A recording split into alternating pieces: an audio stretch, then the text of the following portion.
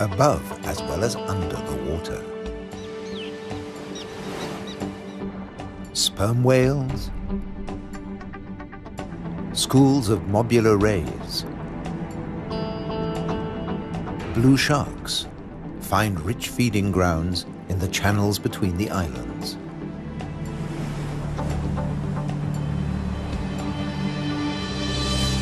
Nutrient-rich reefs draw in life. Blue whales seek out tons of krill in ocean depths. Here, around the Azores, Europe's wild islands.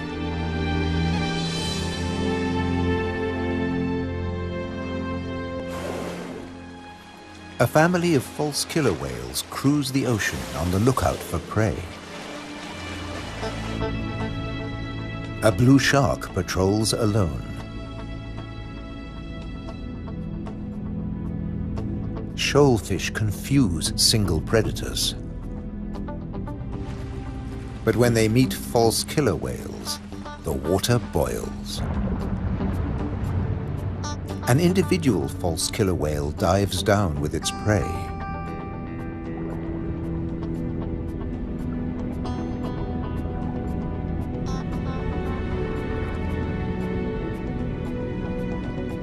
A blue shark comes late to the feast, drawn by scent molecules.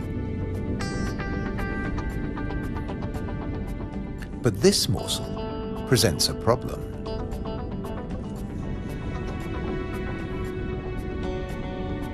With jaws not made for chewing, it'll never swallow this tail fin.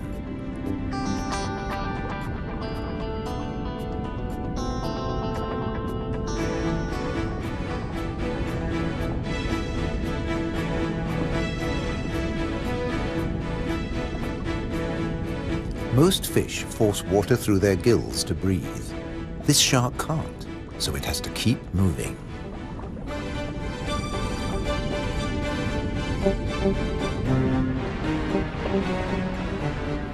Near the surface, another blue shark is demolishing a tuna. This job its teeth can do: shake and take.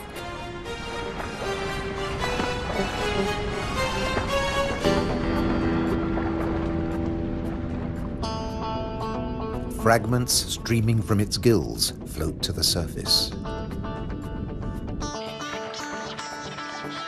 A little extra for the seabirds.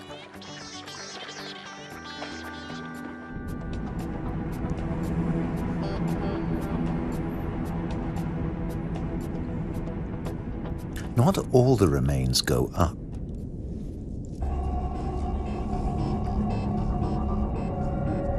Spread by the current, the scent draws a moray eel from its cave.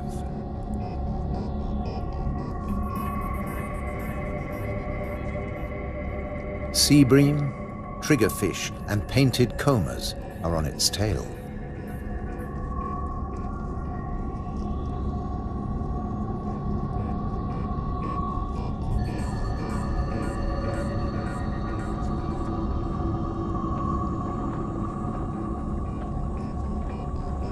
The ocean around the Azores is not short of flesh.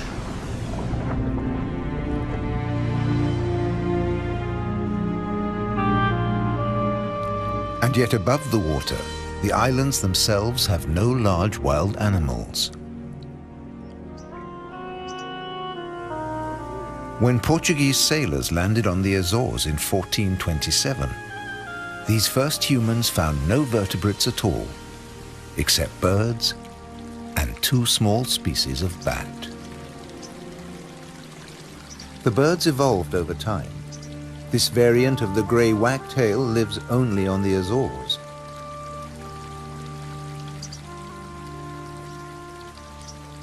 With head feathers a different color from its European relatives.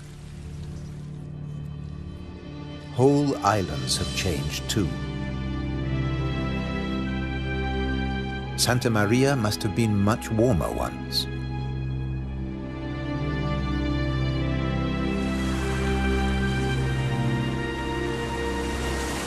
Many of these ocean fossils belong to extinct species that once lived in warmer waters.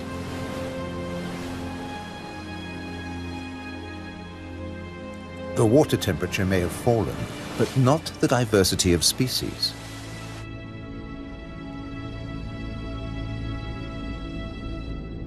After nearly 6 centuries of human habitation, the seas around these volcanic islands are still largely unexplored.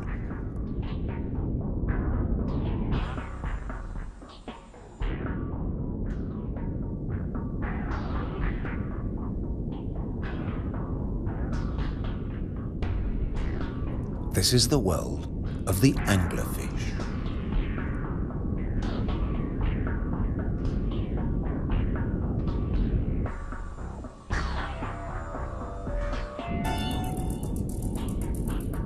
A 1,000 meters down, this pink frogmouth ignores the pressure of 100 kilos per square centimeter.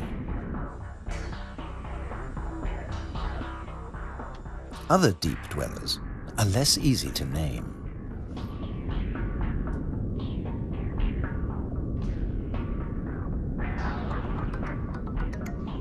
In the darkness, it's easy to underestimate your prey. It has to fit into your stomach.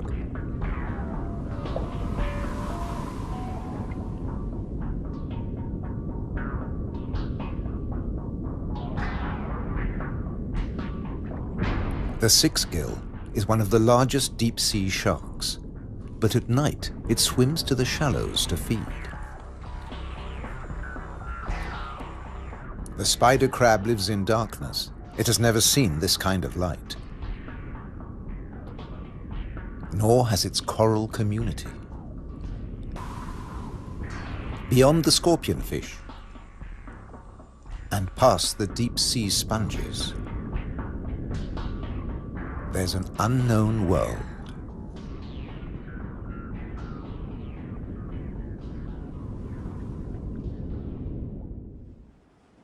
Imagine the Atlantic between Europe and America 8 million years ago.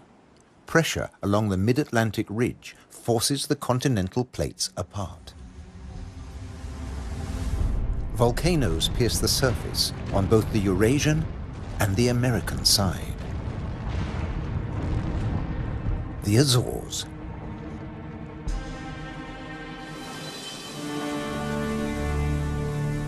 Most of the volcanoes are dormant. Water, not lava, fills their craters.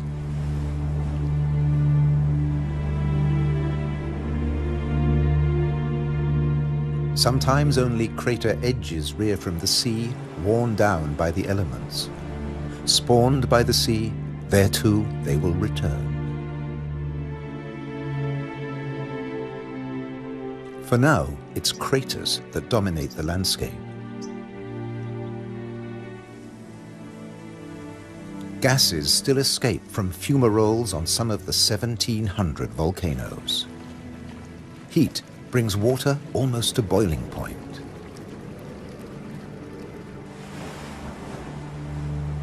A massive eruption hit Fayal Island 60 years ago.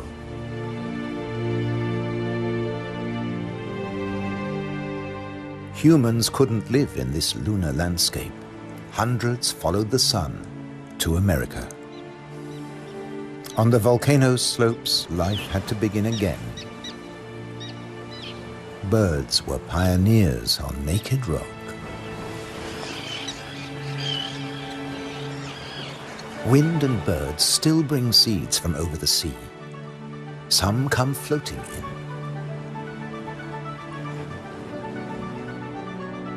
Humans brought the Hottentot fig, and plants create the first soil on bare rock.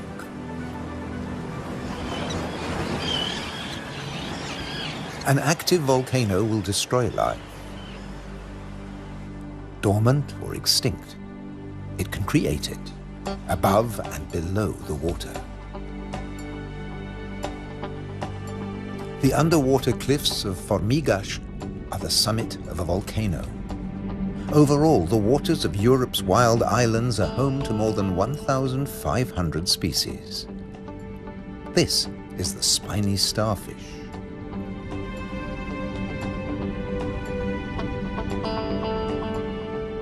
There are 530 fish species, like the damselfish, swarming along reef ledges.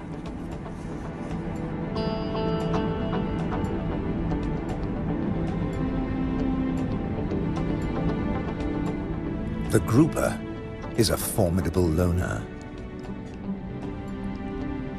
Its giant maws scare off intruders.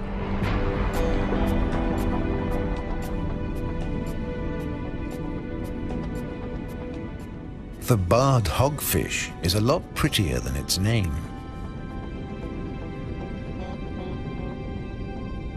It's a protogynous hermaphrodite like its cousin, the grouper. It starts off female until it reaches a certain length. Then it becomes a male, aggressively defending its territory.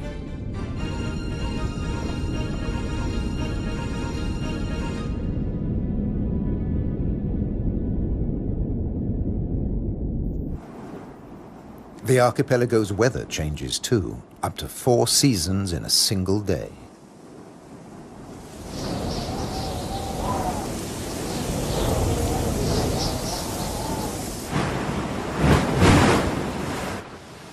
And when the winds blow above,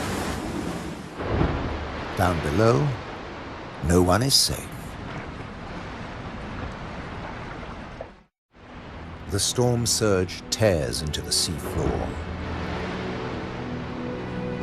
But turbulence won't deter European eels from their prey.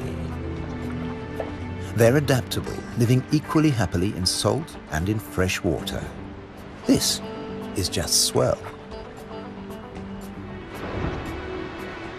Heavy surf stirs up food. For some, that means come out and eat. For others, take cover. The powerful grouper hides in his rock grotto.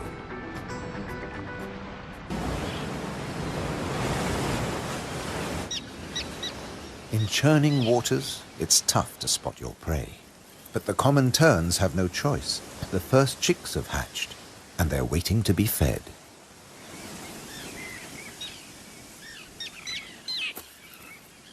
Elsewhere, adults are still brooding.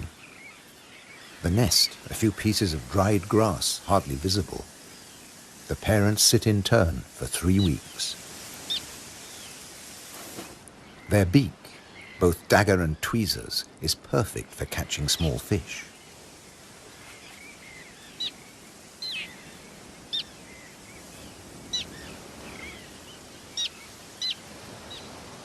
"3,000 pairs breed here.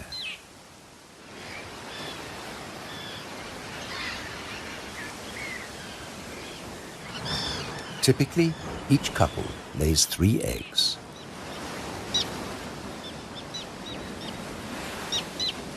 The chicks are fed for 4 weeks, till they can fly as well as their parents.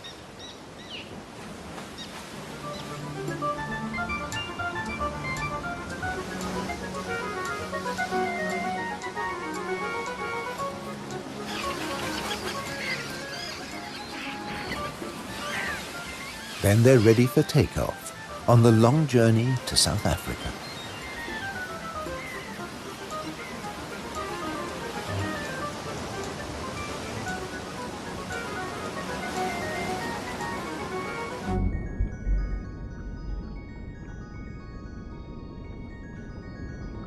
Under the water, survival can depend on staying still, very still, like a wide-eyed flounder.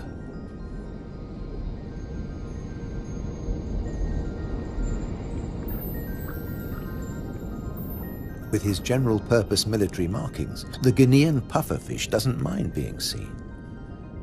The Atlantic lizardfish doesn't bother with disguises at all. It simply shimmies into the sand.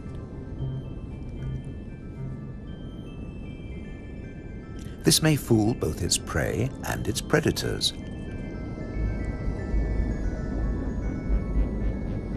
But it won't fool the pufferfish patrol.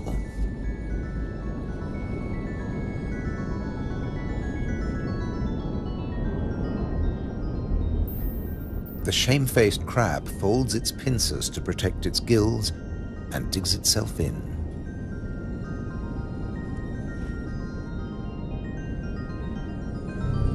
Leaving no opening for the plump flatfish.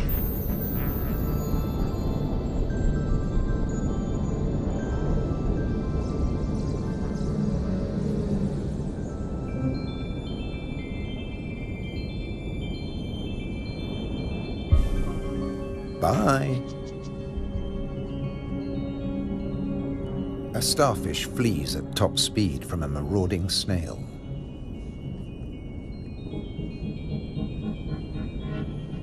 The Triton snail feeds mainly on echinoderms like the purple sea star.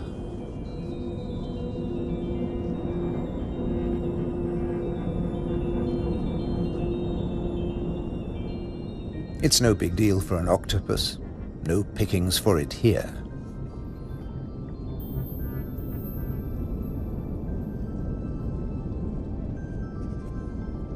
Sacrificing an arm, the starfish gets away.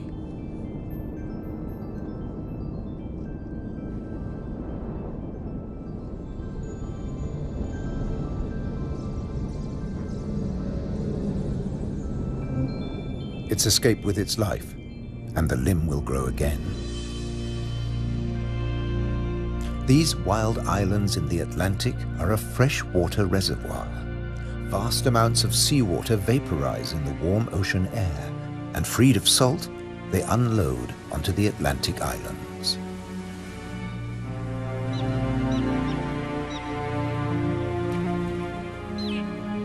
The common tern flies between two worlds, fishing in the sea and in the lakes.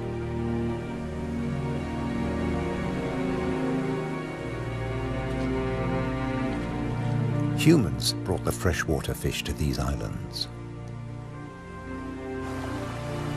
Water flows straight off the impervious lava rock.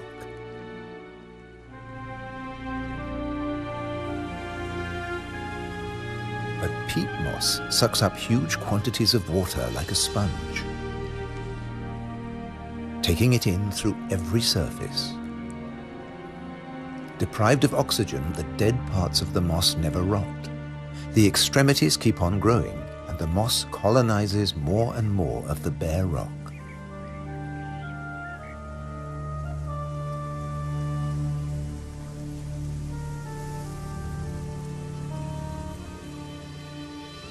Just beneath, more than 270 caves pierce these wild islands, dark and cold. Perfect for isopods, crustaceans that have their breathing organs in their legs. Or for cyanobacteria, a life form that has existed for nearly 4 billion years. Cooling lava drops create amazing shapes. Shark's teeth. It's a hollow, secret world, just waiting to be filled.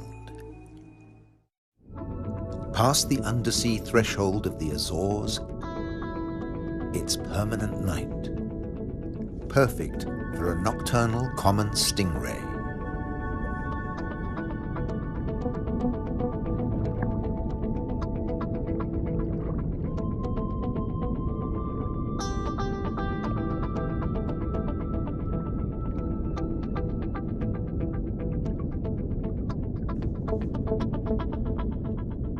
It's not alone here. Sliding over the cavern walls, unicorn shrimp. In the camera light, combers and scorpionfish snatch at their prey.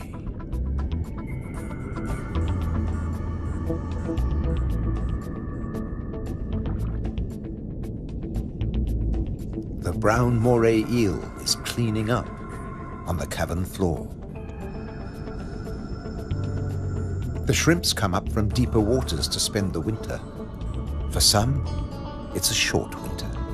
The females packed with blue eggs are especially sought after.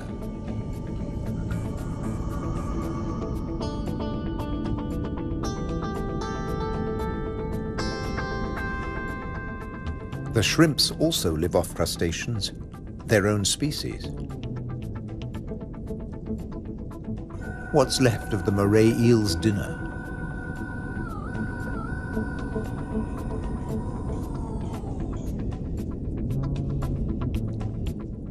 First, eat your neighbor, then take time for a spot of grooming.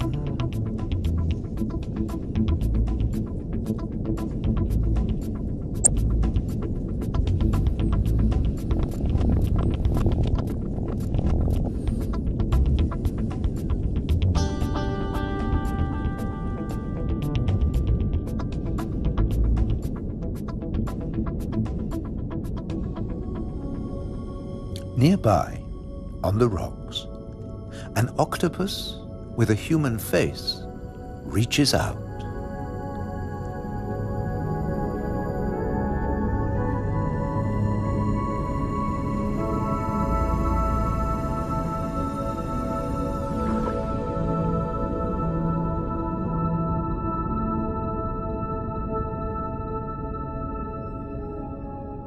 The stingray glides back to the ocean.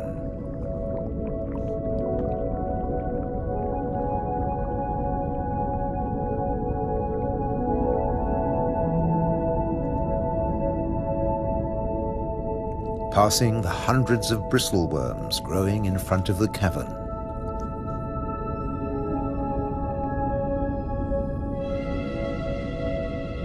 Their tentacles trap particles from the passing current to eat or to construct the tubes they live in.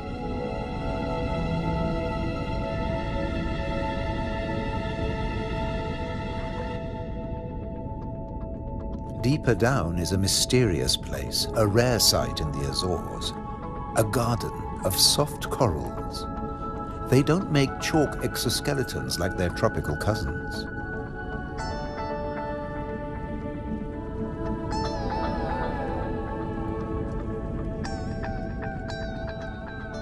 The currents carry plankton down to their home on sunken seamounts.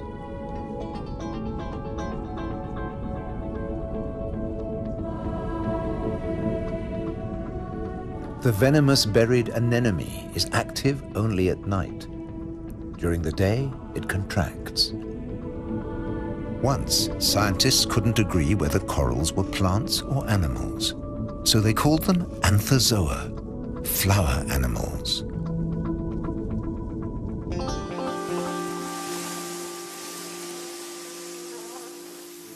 No doubt about these. All the flowers on Europe's wild islands arrived from somewhere else. Hydrangeas came from Asia. Natural boundaries between fields. They're a symbol of the Azores.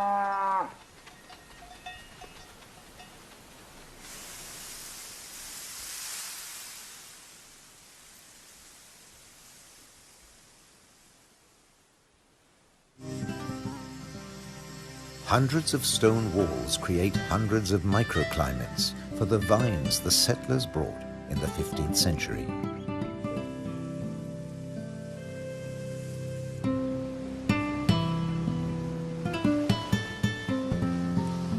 "400 years later, the vineyards were abandoned as islanders left for America.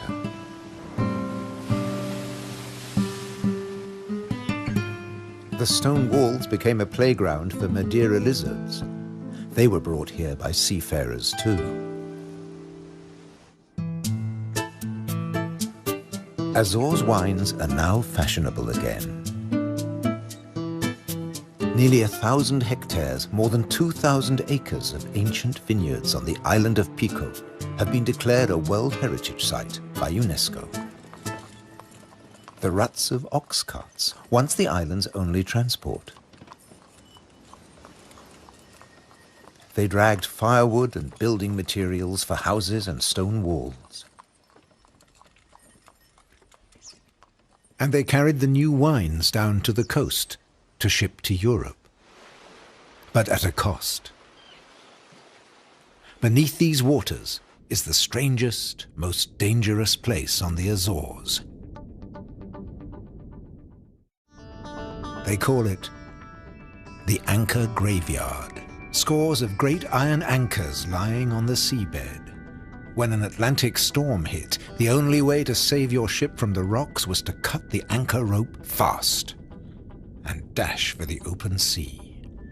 The iron left behind has become a rusting reef for a multitude of creatures.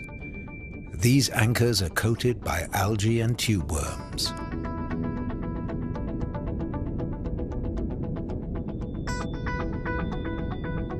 A shark's outline protects hiding fish. The grim-looking sea robin feels its way. The 3 front spines of its pectoral fins have their own receptor cells for finding food. The Mediterranean mooray's mouth is mournful, but it's miming the call of the sea robin's swim bladders. A common octopus discreetly searches for food. It will fit in anywhere.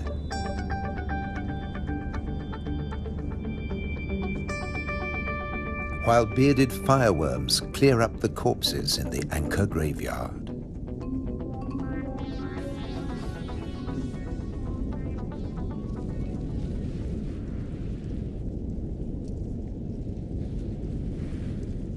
They are the mobile relatives of the immobile tube worms.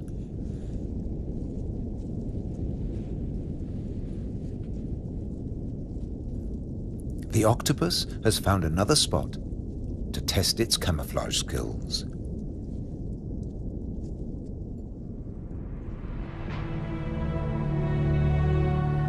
Above water too, human presence is everywhere, even in the craters.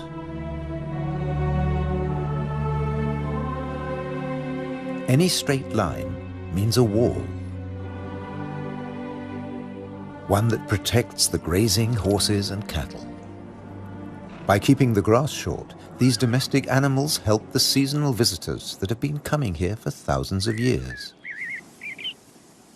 The ruddy turnstone digs to find fresh food. Black-bellied plover fly in from Russia on their way to their winter quarters in South America and South Africa.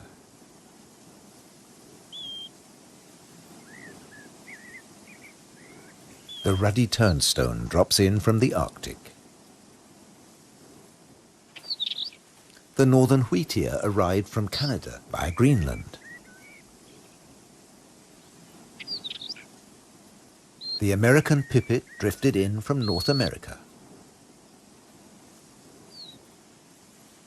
The blackbird? Well, it's here all year round. It's an endemic variety. The male is darker and glossier than its mainland cousin. Birds have to transport their own weight. A little body can be a big advantage on a long journey. But weight doesn't matter to other migrants. They're supported by water.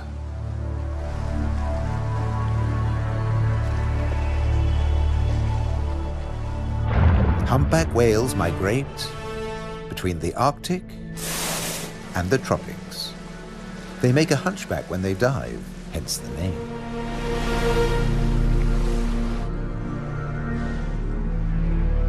A pod of fin whales, the blue whale's closest relatives. The two species can interbreed. They swim back and forth between Arctic and subtropical waters.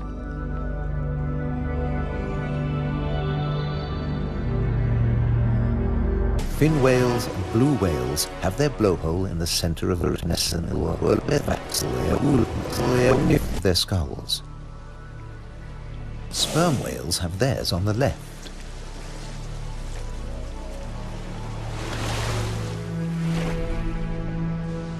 Baleen whales spend long periods sieving krill and plankton from the waters of the Azores.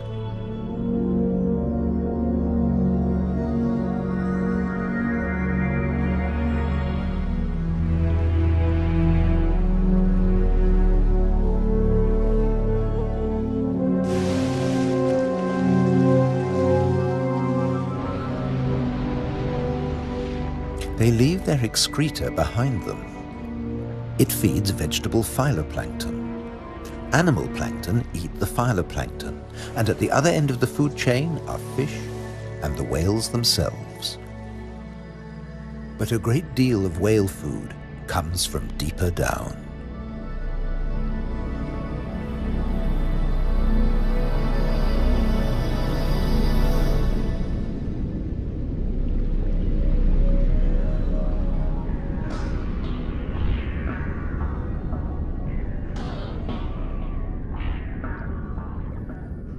Meanwhile, not all the creatures of the eternal darkness are permanently banished to the depths. Every night, countless organisms leave the realm of the bizarre anglerfish and rise into shallower waters. Colossal amounts of krill join them on the upward journey. A nightly vertical migration. Salps and bioluminescent comb jellies illuminate the greatest movement of biomass on Earth. All here to harvest the vegetable plankton, or get eaten themselves. This innocent-looking blob is anything but. A Portuguese man-o'-war is a colonial organism, a conglomeration of polyps serving different functions. One polyp is the sail. Innumerable other polyps repel invaders or catch booty with tentacles that stretch up to 30 meters. On the right, a salp has become ensnared. Venom from stinging cells kills the prey. The tentacles drag it to the mouth.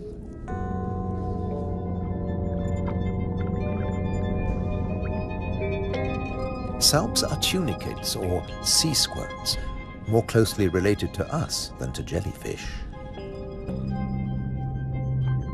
Delicate bands of muscle rhythmically contract, pumping water through the salp's body, filtering its food.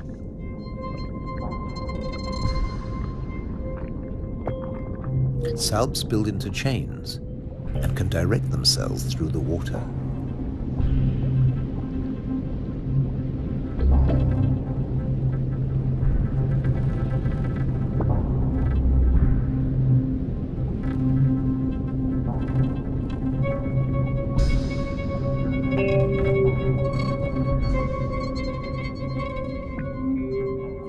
A chain can be up to a meter or longer.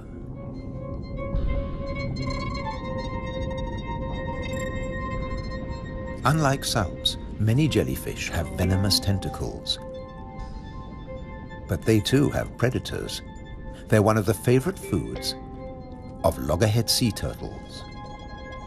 On their 5-year journey from the Florida beach where they were born, they swallow innumerable jellyfish immune to the venom. But there's another hitch. Comb jellies have no sting cells, but in the water they look a lot like drifting plastic.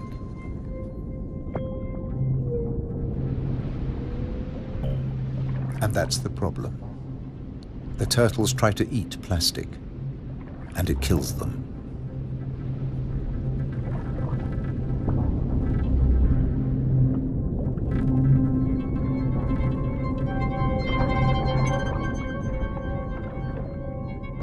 This is a great jellyfish hunter. At up to 3 meters in length, the ocean sunfish particularly relishes the Portuguese man-o'-war. But that too catches other jellyfish.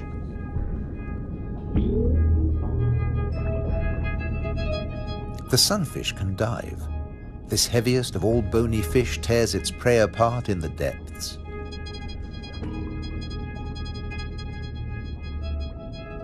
The man-o'-war must stay on the surface, but it's a most effective hunter.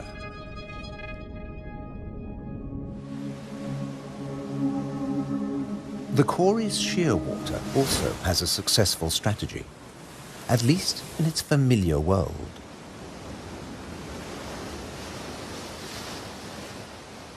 It deposits its eggs in niches high on the rocky cliffs.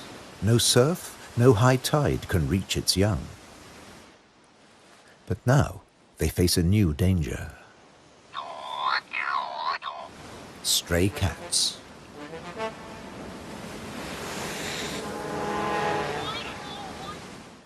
The female shearwater laid a single egg in May. Pity there's only one. Looks like a bad strategy now. They can't adapt to an unwanted gift brought by humans.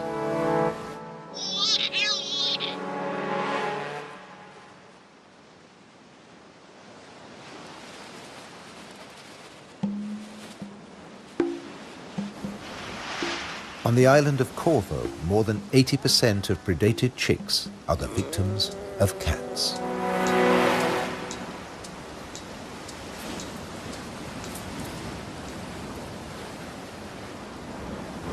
There's nothing the adult birds can do. They spend the whole day out over the sea.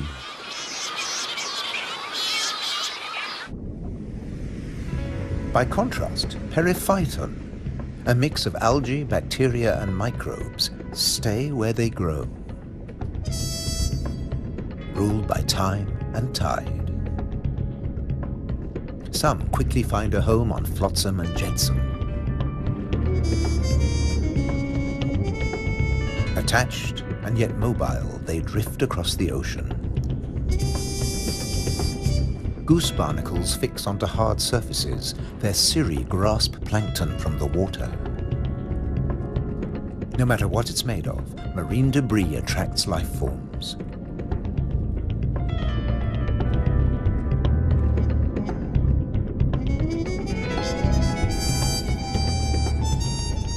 One of the ocean's fastest swimmers likes to stay close to flotsam, the mahi-mahi.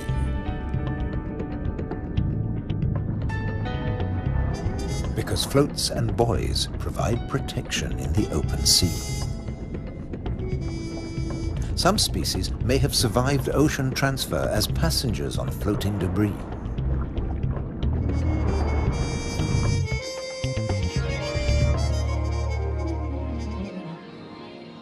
When shearwater breed, dusk brings a deafening chorus. Parent birds calling to their young as they return from the sea.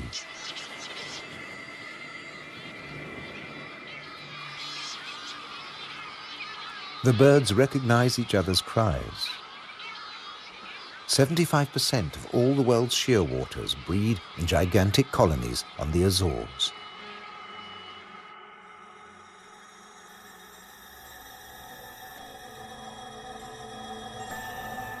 The name Madeira lizard says it all. This creature originated on a distant island.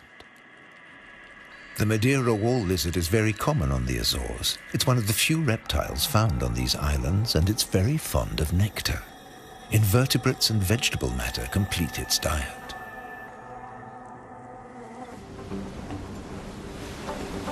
Just across the bay is the domain of a giant. This is the whale shark. The world's biggest fish. That's what 12 meters of muscle and cartilage say about the whale shark. Like mobula rays, it's mainly a plankton eater, but also eats crustaceans and small fish.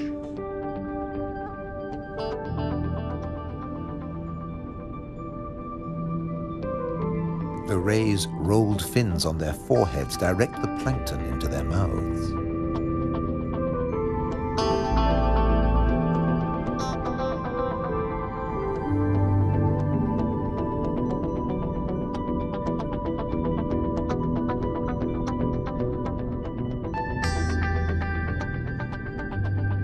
Mobula rays are part of the manta ray family. They cruise in small groups, shadowed by fish using them as cover and picking up their leftovers. Flying in slow motion, the rays dance through the ocean, round the volcanoes.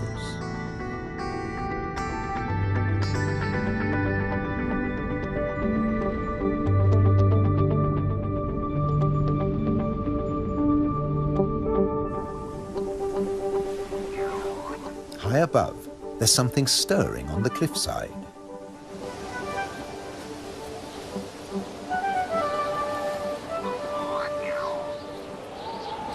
A Cory's shearwater leaves the nest niche for the first time.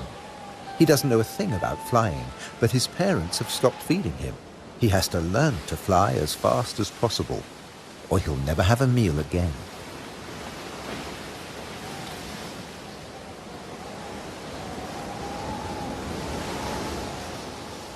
He needs a takeoff point with a fair wind.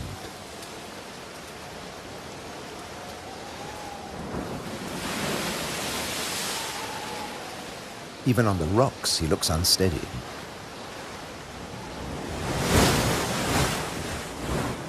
A fellow shearwater learns the difference between flying and falling.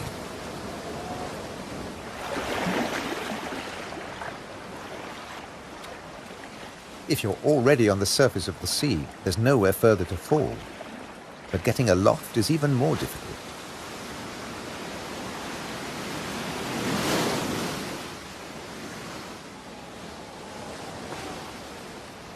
Wings over water. That's the right idea.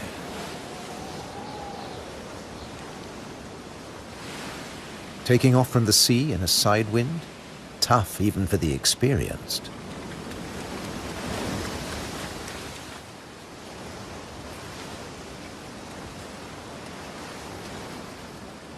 It's now or never. Pluck up your courage. Embrace the wind and off to South America.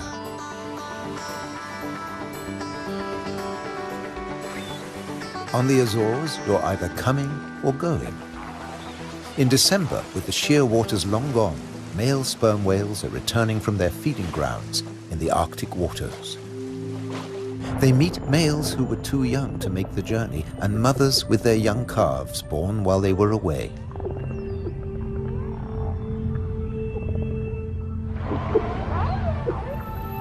While the mother dives for food, her calf stays on the surface.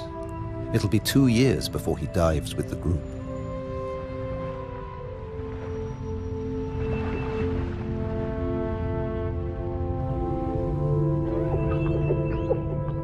The whales will seek giant squid at a depth of 1,000 meters. At 18 meters and weighing in at 50 tons, sperm whales are the world's biggest toothed whales.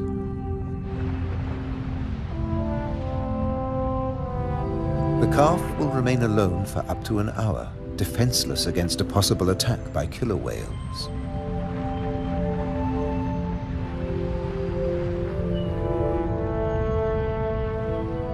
Finally, the group return from the deep.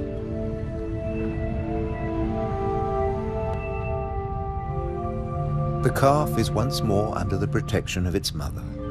She will feed it for 2 years. During this time, she won't fall pregnant. Now the whales can take their ease, preferably hanging vertically in the water.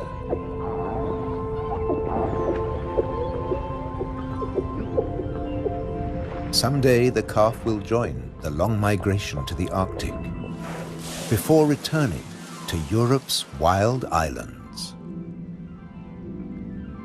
the Azores.